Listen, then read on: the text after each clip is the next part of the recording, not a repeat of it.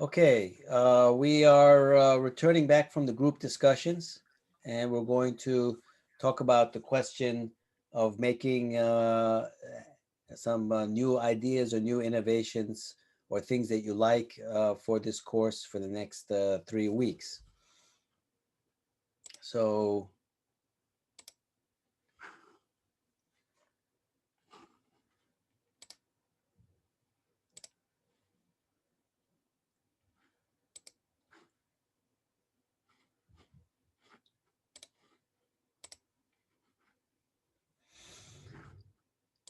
let's start with group number 1.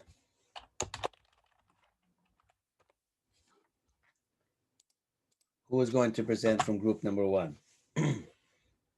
Professor, could you please tell us whom does group number 1 contain? Oh, God. Yeah, well, Okay. I think the app randomly distributed the students. So Yeah, okay. Got it. I don't think it's going to, I closed the group window. Why don't we just start with somebody? Okay, me. Okay. And do you remember your group number? I don't remember. Does anyone in your group remember? I don't think so. Okay, let's be okay, group so, number 1. Well, I'll say this. Professor, I think Yeah. he's group number 1. Yeah. Okay. Group Yeah, number yes. 1. Okay, good. Sorry. Okay, well, that's one improvement that we'll do. We'll make sure that we have the group numbers next time. Okay, so what's your suggestion from your group? Okay, if you want me to summarize it in one sentence, I would like to say small size class and more activity. Let me give you an example. Last semester, I took like 6 courses. Some of them are big, huge course. A huge class contains 50, 40 people. And we do not have the chance to talk with the professor individually. And the whole class was so noisy if everyone wants to speak. And the professor cannot take care of everyone, everyone's feeling. But on the other hand, last semester, I took a course which contains only 8 or 10 people. Then we have I expect every week's class because we are relaxed, and we have the chance to discuss more deeply with the professor. And what impresses me most is a course called Business Consulting. The professor didn't give lecture to us regularly every week. Actually, he gives us a lecture at the beginning of the week on Monday. And then he appointed the schedule with us, appointed some appointment with us as group. For example, I'm group number 1, and after Monday's lecture, we are going to meet with the professor in the appointment time. And then the professor, actually, he is more a role of mentor. He gave us a project to do, give every group a same project to do, and then every week's class, we have an appointment with him. He gave us guidance and comments of our process. Okay. That was very good. And then at the final class, we made presentations at the same class. Okay. That's it. So actually we'll have, obviously we have 40 students in this class, so it's a little bit more difficult. Yes. The plan for the class will to have, some of this activities and engagement. We're going to have, as you know, not final and midterm exams. We're going to have presentations. We'll have some breakout rooms like this. So we're going to do some of this as well. So I appreciate that. Small class size and more activity. We will have lectures, and we have a lot of material to cover. And but I think these are good, suggestions that we're already implementing in this class and will increasingly do so. So thanks a lot. Okay. Do we know group number 2? Does anyone remember? Yes, I am. Okay, Lisa, right? What was your suggestion in your group?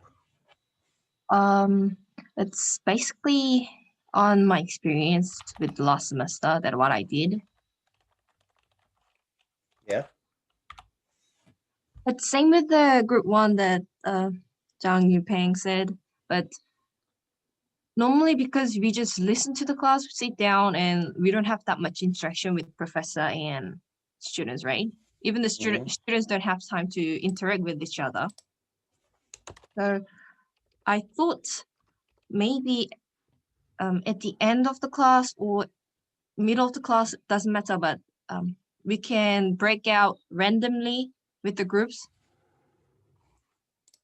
And we can maybe you can show us the video and then we can discuss and make a short presentation or something, and then we can present on that time, on that class. Great. So a with similar random concept. students. Sorry? Okay, sounds good. So as you know, also, I do ask questions, motivating questions, etc., with the class, like we did in the beginning.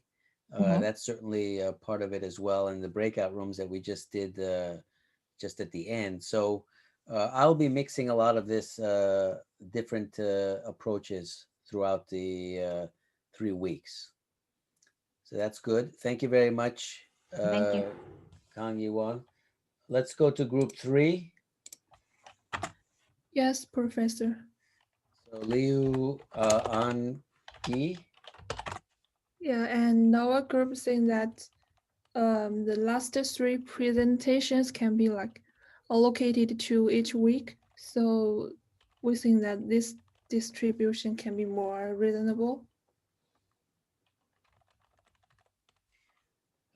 Yeah, I will think about that and probably make a decision by tomorrow, obviously, because time is short.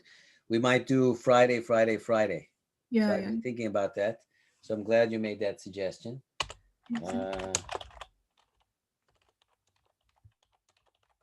So by tomorrow we'll decide. But I kind of had a feeling that might be better for this format. Very good. Thank you for that. Group 4. Yes. So I think Okay. we did the same ideas with group 3. So we think that divided this 3 presentation into weeks, maybe put the one in the first week and then second week and then last week will be better. And another idea is about the percentage of the class participation. Maybe accounts too high, especially for those like who do not like to speak up in the class. Maybe it counts too much. So maybe we can the grading. Okay, I'll think about that, because the participation is this generic area that includes attendance, which I think is 20% anyway. You see, so the 40% includes many things like the ultra short assignments for people who may not speak up, the attendance. So that quote unquote 40% participation grade is a pretty broad area. So it's not just related to people speaking in class. Does it make sense? Yeah. But I will think about that as well. Just bear in mind, participation in my list or in my framework is a very big category. Attendance, short answers, participation, and so forth. Good. Group number 5. I think we were group number 5. So basically our idea is similar to other groups. So it's more activities to use like some advantage of online education, such as like maybe you share some videos, links, maybe TED Talks, webinars related to our topic, like innovation, and everyone can just share their opinion and comments. And second, we want like a bit clearly to know about your expectation from us, like the point we have to reach, because you said like it's a bit unique class where you want to change our like mindset to something innovative, But compared to other classes when we have just to learn some knowledges and implement them, like we don't have like that clear idea what do you expect from us in the end. And we want like to be like reading materials before class to have idea in the class, to be more active and not only ask the question but also like to be in a discussion. Sure. Okay, very good. So actually I thought about that, and as some of you may have seen on LMS, I have uploaded a pre-lecture question already, just to get things ready. Now, your last question about, or your last point about mindset change, have a clear idea. That is very complicated. Okay, let's give an example. Let's say I had an assignment to train Leonardo da Vinci to become Leonardo da Vinci. You know, how does that happen? I mean, ultimately, I would like all of you to become innovation geniuses, right? But how do we know that?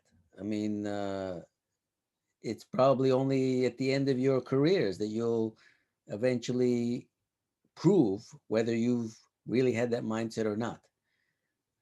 It's a very difficult challenge. It's almost like, you know, if you're a parent bringing up children, you want them to have good character or whatever. I mean, what is the check mark to do that? So this is very unusual, you know, about mindset and character and all these things.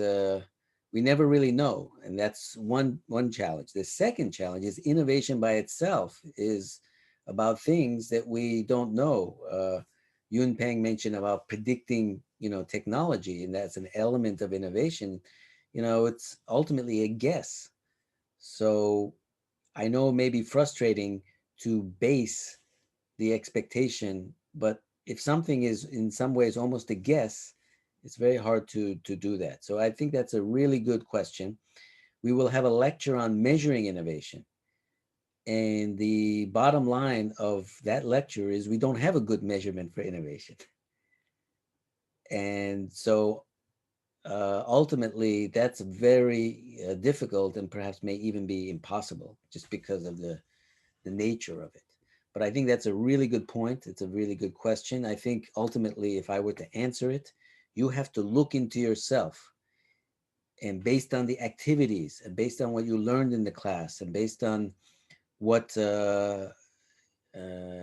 you experienced in these 3 weeks, ultimately you yourself, because it is a mindset change, have to ask yourself, if you get an A+ in this class, that may not mean that you're innovative. If you get a D in this class and you're very frustrated and angry and you say, I don't like that, I'm going to be innovative for the rest of life, and you end up being like a Steve Jobs, then I actually accomplished the goal of helping you to be innovative, right? But you may not have gotten the best grade because you're so angry, and so, you know, you have such a passion based on that. Whereas if you got the A+, oh, Dr. Gurel said I'm innovative, so I can just be doing nothing. You know, you don't have the right mindset. So ultimately, the grade does not matter. It is with this class. I mean, obviously grades matter, but when it comes to your excellent question, you know, how do I judge the outcome? Ultimately, it's not me. It's yourself and what you do in the future.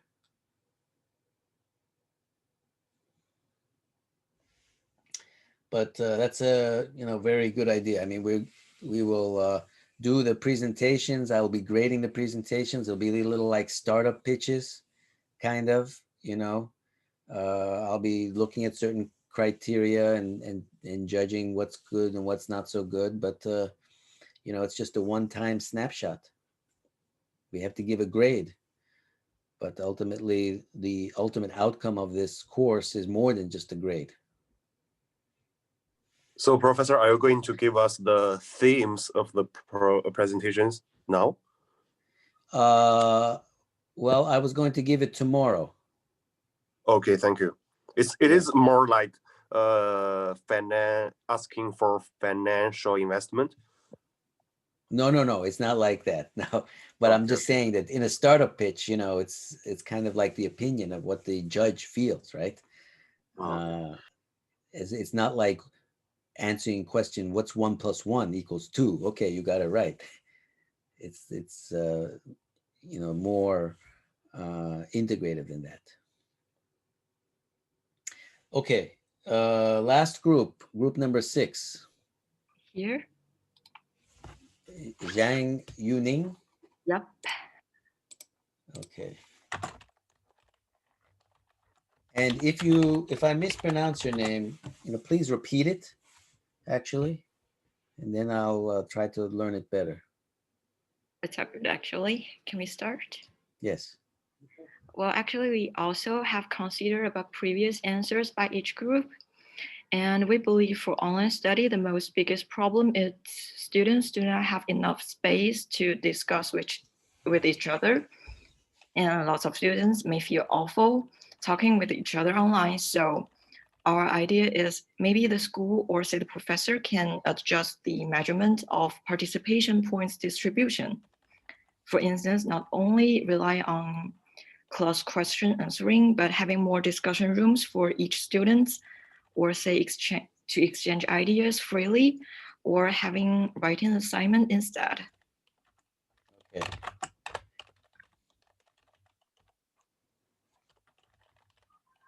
Okay, but that's great. So we're going to have more discussion. So these are, I think, a common theme. If I was to summarize,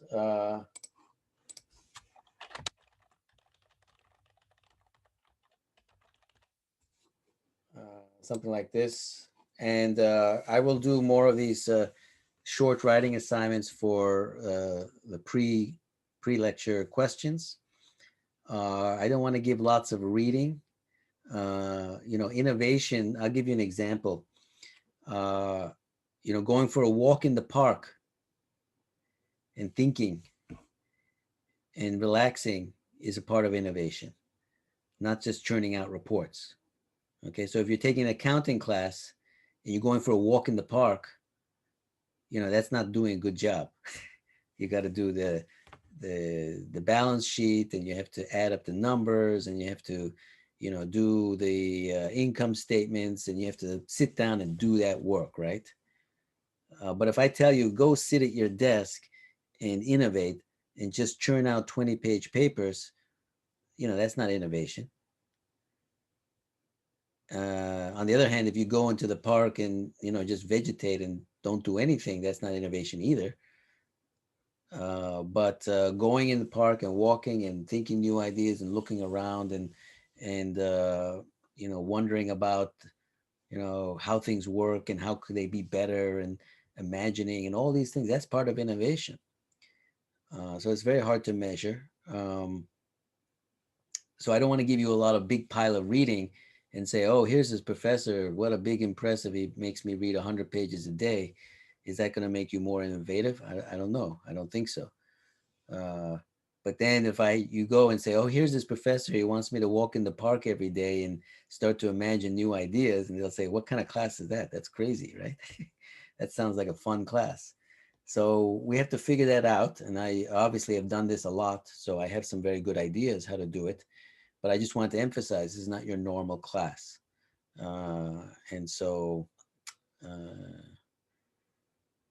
I think it works. I've had a lot of feedback from students that they really enjoyed it and really felt that they had new mindsets and things like that. So let's keep moving forward. Now, actually, with respect to what some of you said today, I decided actually to go ahead and post an assignment. This is a very short 1 paragraph. And you'll also notice that I keep my questions open-ended. It might be frustrating. I could give you a question, what's 1 + 1? And you know the answer too. And when you're right, and I can check it off, I give you an A+, everybody's happy. But that's not how innovation works. It's open-ended problems. How do you solve the COVID crisis? There's no one answer. And, we need innovation to solve it. So I give these open-ended questions. And it might be a little bit uncomfortable in the beginning if you're not used to that, if you've taken accounting and finance and legal and whatnot. They're very clear answers, and you get it right or you get it wrong. but that's not what this is about. So the question for tomorrow morning, and it's due by 9, is just a short couple sentences example. You can give a link to something that has more pictures or whatever about an example of innovation in biology. So some sort of animal or plant or something in biology that you find really innovative solution to a problem. You know, how the body works, something specific, some kind of innovation to make a bird fly faster or an animal run faster or be more efficient or whatever it may be. Give one example of innovation in biology.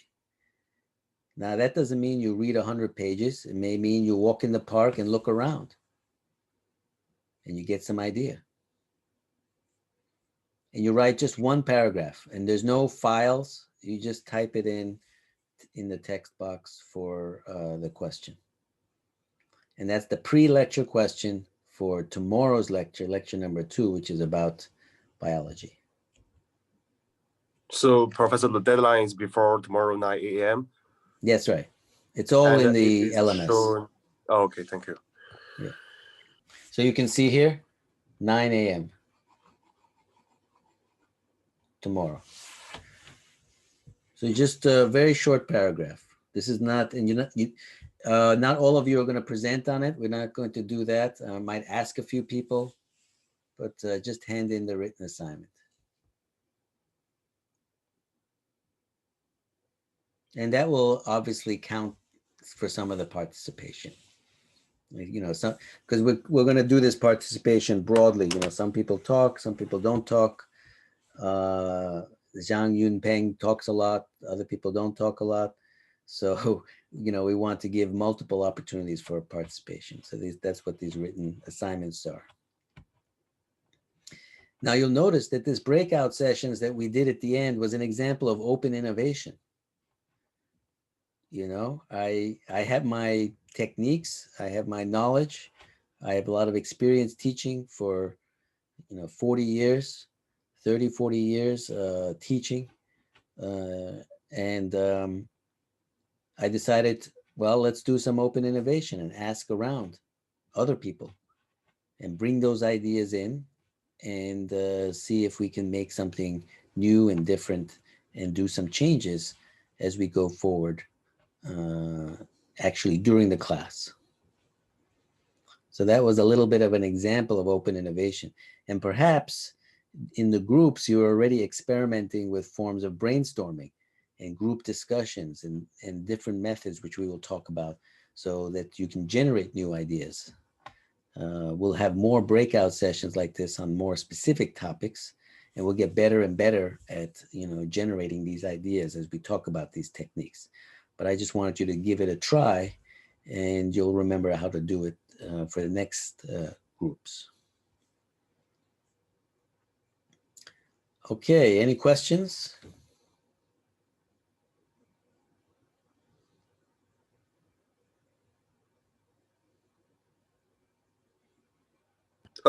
Excuse me, Professor. So there is no group in this class. No what? There is no groups in this class. Everything is doing individually.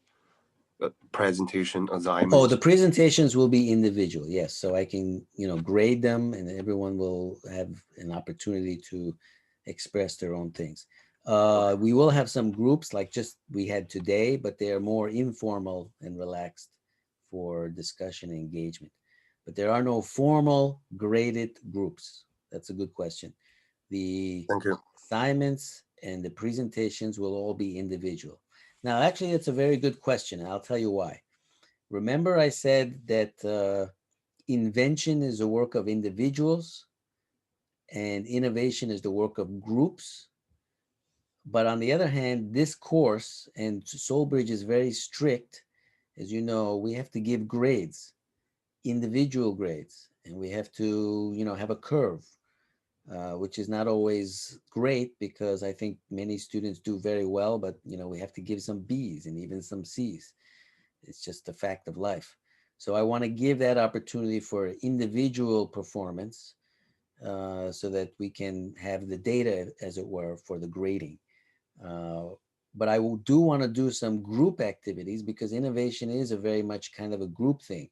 When you want to make a new idea into reality, you have to put many parts together, advertising, marketing, production, logistics, all these have to come together to make some idea a reality. Even if it's an artistic idea, we're not talking just business, any kind of idea to become reality requires multiple resources, multiple talents, multiple abilities, and that obviously implies groups. So we will have some group activities, but in general, there won't be any hard, grading for these. Now, obviously, if somebody refuses to participate in the groups, that's not going to look very good. And, everyone should participate in these informally, not fully graded group activities in good faith, because that's part of the learning process. And if there are people who don't want to do it and refuse and don't attend, I mean, that will obviously have some negative consequences. But I know you're all, mature students, and I've been always pleased with Solbridge students. They're almost always very outstanding. So I think that won't be a problem.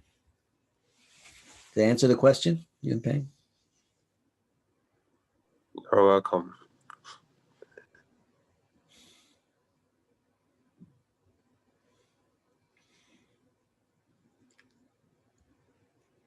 Okay, I think we can end. We have the assignment for tomorrow morning, and we will meet again tomorrow at 9, and we will be talking about biology. I know that sounds strange, but let me end with one point. You probably heard the phrase thinking outside the box, right? Yeah, definitely. Definitely. So if this is a course about innovation, we need to practice, really practice thinking outside the box. So what better way in a business school with a course about innovation, thinking outside the box, that we're going to have a lecture about biology.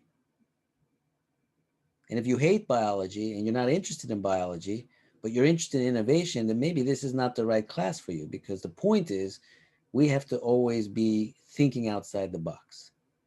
Now, some of you also remember the phrase, go outside your comfort zone, right? Everyone's heard that, outside your comfort zone.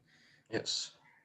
So if you are not comfortable, doing some science and some biology because you signed up to do business school, but you want to be innovative and you're taking an innovation class, then maybe this is not the right class for you, because we will go outside your comfort zone. In fact, often. Now, that doesn't mean I'm going to present, ridiculously complex material and etc. That's not the point. But we have to always strive to be outside the comfort zone. So we're going to have a lecture about biology tomorrow.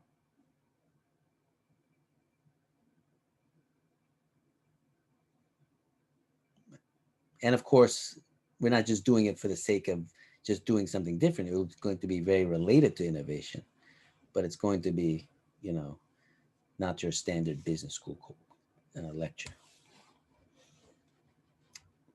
Okay, very good. My assessment, I think the participation was very good. I think the engagement is very good. I'm looking forward to the coming 3 weeks. It'll be quite intense. And I suspect, look out for tomorrow. I suspect we're going to do the presentations each week. So be ready for the first presentation. Let me give you a hint. The first presentation will require you to watch a webinar. Any webinar, actually preferably ones outside your area of interest. So you need to start thinking about that today, perhaps. Watch a webinar, seminar, whatever. You don't have to pay for it. There are many free webinars. And on Friday, you will report on that. But I will give more details tomorrow morning. So start thinking about what webinar you want to watch, 1 hour webinar or something like that. Professor, is TED Talk allowed? TED Talk is good too. Yeah. Okay. Okay, we'll see you. Thanks a lot. Thank you. And see you tomorrow Thank you morning. very much. Thank you, Professor. Bye. See you tomorrow morning. Thank you, Professor. Thank you. Bye.